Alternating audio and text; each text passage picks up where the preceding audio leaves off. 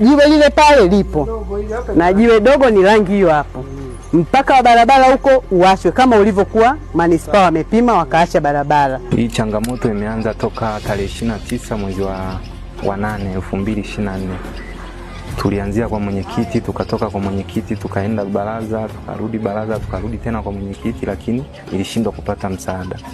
Kwa hiyo nilivyosikia huo ujio wenu ndio maana niliona niamke, nilikuja pale toka saa 1, nilikuja kuhudumiwa mida ya saa 11 kasoro. Kwa hiyo mimi nashukuru kwa kunisikia wito wenu na kwa kuweza kutusikiliza na kuitatua hiyo changamoto. Namshukuru Mama Samia Hassan Suluhu kutoa kampeni hii kuja kwenye matatizo kama haya, kwa sababu matatizo haya ni makubwa na sio ya mchezo katika sehemu za ardhi za watu. Yaani kwa leo naomba niseme nina amani. Nitalala usingizi mzuri, familia yangu ina amani. Yaani jambo limeenda vizuri na washukuru wanasheria waliokuja waliotumwa na mama. Yaani wanafanya kazi sio kwa kutumwa bali ni kwa moyo.